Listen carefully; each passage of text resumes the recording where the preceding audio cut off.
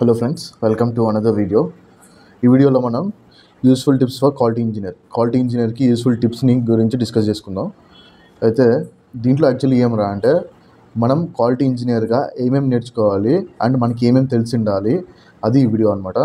So మన lower level నుండి higher level వరకు మనకి ఏమేమి తెలిసి ఉండాలి దాని గురించి అనమాట వీడియో. సో అయితే నాకు తెలిసిన దాంట్లో కొన్ని మీకు చెప్తాను అనమాట. ఇవే ఖచ్చితంగా ఇంతకు మించి నేర్చుకోవాల్సిన అవసరం లేదని కాదు. సో దీనికి మించి ఇంకా ఉండొచ్చు, అది నాకు తెలియదు. నాకు తెలిసిన మీకు చెప్తున్నాను. సో అయితే ఫస్ట్ వన్ చూసుకుంటే ఐక్యూసీ అంటే ఇన్కమింగ్ క్వాలిటీ కంట్రోల్ అనమాట. ఐక్యూఏ అంటే ఇన్కమింగ్ క్వాలిటీ అష్యూరెన్స్. నెక్స్ట్ వచ్చేసి ఐపీక్యూసీ, ఇన్ ప్రాసెస్ క్వాలిటీ కంట్రోల్ అనమాట. ఐపీక్యూఏ అంటే ఇన్ ప్రాసెస్ క్వాలిటీ అష్యూరెన్స్ అనమాట. నెక్స్ట్ వచ్చేసి ఎఫ్క్యూసీ అంటే ఫైనల్ క్వాలిటీ కంట్రోల్. ఎఫ్క్యూఏ అంటే ఫైనల్ క్వాలిటీ అష్యూరెన్స్. నెక్స్ట్ పీడీఐ అంటే ప్రీ డెలివరీ ఇన్స్పెక్షన్ అనమాట. ఇవి వచ్చేసి ఫస్ట్ స్టేజ్లో వస్తాయి. నెక్స్ట్ ఇంకా చూసుకున్నట్టు మనం తెలుసుకోవాల్సినవి ఏమరా అంటే 5 years, ఇంకా 5 years గురించి తెలుసుకోవాలి. కైజన్ అంటే ఏందో తెలుసుకోవాలి. దీని డెవలప్మెంట్ అంటే ఏందో తెలుసుకోవాలి. ఈ పోకయోకి అంటే ఏం తెలుసుకోవాలి. నేను విని చెప్తున్నది ఓన్లీ టాపిక్స్ మాత్రమే. 5 years అంటే ఒక టాపిక్, కైజన్ అంటే ఒక టాపిక్, సో పోకయోకి అంటే పెద్ద ఒక టాపిక్. సో ఇలా టాపిక్స్ అనమాట. మీరు ఒకవేళ నేర్చుకోవాలనుకుంటే ఇవన్నీ నేర్చుకోవాలన్నమాట. అంటే యాజ్ అన్ క్వాలిటీ ఇంజనీర్గా ఇవన్నీ మీకు వచ్చి ఉండాలి, అది చెప్తున్నట్టు. సో నెక్స్ట్ పీపీఎం అంటే parts per million. Next measuring instruments గురించి మీకు ఖచ్చితంగా తెలిసి ఉండాలి. అండ్ ల్యాబ్ టెస్టింగ్ నాలెడ్జ్ గురించి తెలిసి ఉండాలి. దాని ఏమేమి టైప్స్ ఆఫ్ ల్యాబ్ టెస్టింగ్స్ చేస్తారు, అంటే మెటీరియల్ గురించి ఏమేమి టెస్ట్ చేస్తారు, దీని గురించి తెలుసుకో ఉండాలి. అండ్ లీస్ట్ కౌంట్ గురించి తెలిసి ఉండాలి. వర్కింగ్ ప్రిన్సిపల్ గురించి వర్కింగ్ ప్రిన్సిపల్ అంత అవసరం లేదు, కానీ తెలుసుకుంటే మంచిది అనమాట. అంటే కొంచెం నాలెడ్జ్ ఉంటుంది. సో లీస్ట్ కౌంట్స్ అయితే ఖచ్చితంగా ప్రతి ఒక్క ఇన్స్ట్రుమెంట్ ఒక లీస్ట్ కౌంట్ మీకు తెలిసి ఉండాలి. అండ్ ఇంకా చూసుకున్నట్టయితే 7 QC టూల్స్ అనమాట. ఇవి ఒక టూల్స్ అనమాట. యాక్చువల్లీ ఇది ఒక సిస్టమ్ యాక్చువల్లీ. సో ఇది మనం ఎక్సెల్ షీట్లో కానీ మనం ఇంకా ఒక సాఫ్ట్వేర్ ఉంటుంది, ఆ సాఫ్ట్వేర్లో కానీ ఇవన్నీ చేస్తాం అనమాట. అంటే మనం రిపోర్ట్స్ పేజ్ చేసి రిపోర్ట్స్ ఒక డేటాను యూజ్ చేసుకొని సో ఇవన్నీ గ్రాఫ్స్ తయారు చేస్తాం అనమాట. ఇవి 7 QC టూల్స్ అంటే. సో 7 QC టూల్స్ గురించి పక్కా మనకు ఐడియా ఉండాలి. సో 7 QC టూల్స్లో ఇవన్నీ వస్తాయి. చెక్ షీట్ అంట, కాజ్ అండ్ ఎఫెక్ట్ డయాగ్రామ్ అంట, ప్యాట్రన్ చార్ట్ అంట, ఇది అంట. సో ఇలాంటివన్నీ హిస్టోగ్రామ్, కంట్రోల్ చార్ట్, ఇలాంటివన్నీ చాలా వస్తాయి అనమాట. చాలా కాదు, 7 వస్తాయి. సో నెక్స్ట్ ఇంకా మనం తెలుసుకోవాల్సింది ఏంటంటే అంటే సో ఇది తెలిసి ఉండాలి. కీ పర్ఫార్మెన్స్ ఇండెక్స్ అని, ఎంఐఎస్ అని. ఎంఐఎస్ అంటే ఏమంటే మేనేజ్మెంట్ ఇన్ఫర్మేషన్ సిస్టమ్ అనమాట. అండ్ ఎంఆర్ఎం అంటే మేనేజ్మెంట్ రివ్యూ మీటింగ్ అనమాట. ఇవన్నీ తెలిసి ఉండాలి ఖచ్చితంగా. అంటే టర్మ్స్ తెలుసుకుండాలి.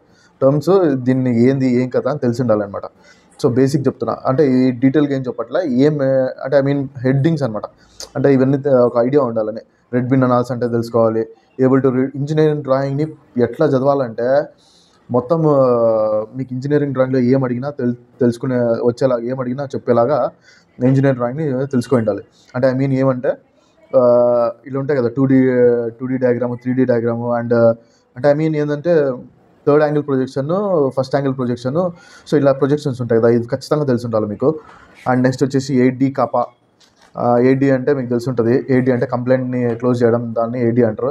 అంటే కరెక్ట్. ఇది కపా అంటే కరెక్టివ్ యాక్షన్, ప్రివెంటివ్ యాక్షన్ ఇవి. సో ఇవన్నీ ఒక ఎత్తు అయితే ఇది మెయిన్ థింగ్ అనమాట. క్వాలిటీకి మెయిన్ థింగ్. మీకు ఏ ఇంటర్వ్యూకి పోయినా దీని గురించి ఖచ్చితంగా అడుగుతారు. సో IATFలో 5 core టూల్స్ ఉంటాయి అనమాట క్వాలిటీకి సంబంధించినవి. అది ఏమరా అంటే ఏపీక్యూపీ, FMEA, PPAP, SPC, MSA. ఇవి వచ్చినాయంటే మీరు క్వాలిటీ ఇంజనీరే. ఇంకా అంత ఇది పనికి వస్తుంది అనమాట. సో ఏపీక్యూపీ అంటే అడ్వాన్స్ ప్రోడక్ట్ క్వాలిటీ ప్లానింగ్ అనమాట. అండ్ FME అంటే ఫెయిల్యూర్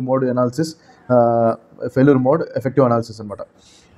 సో నెక్స్ట్ PPAP అంటే ప్రొడక్షన్ పార్ట్ అప్రూవల్ ప్రాసెస్ అనమాట. SPC అంటే స్టాటిస్టికల్ ప్రాసెస్ కంట్రోల్ అనమాట.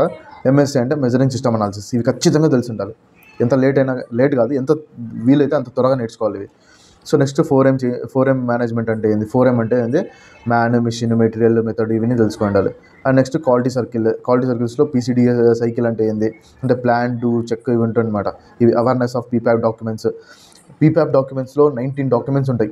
19 డాక్యుమెంట్స్ ఉంటాయి PPAP డాక్యుమెంట్స్. సో ఇవన్నీ తెలుసుకుండాలి. క్యాలిబ్రేషన్ చేసే ప్రాసెస్ తెలుసుకుండాలి. క్యాలిబ్రేషన్ అంటే ఏంది, క్యాలిబ్రేషన్ ఎలా చేస్తారు, క్యాలిబ్రేషన్ దేనికి చేయాలి, సో దాని యొక్క ఇవన్నీ డీటెయిలింగ్ తెలుసుకోవాలి. ఇంకా నెక్స్ట్ వచ్చేసి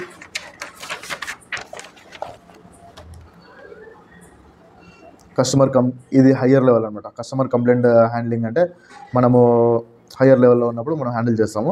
so process and defect knowledge. ప్రాసెస్లో డిఫెక్ట్స్ నాలెడ్జ్ ఇవన్నీ తెలుసుకుండాలి. కెన్ మేక్ ఎస్ఓపీస్ చేసేకి వచ్చి ఉండాలి.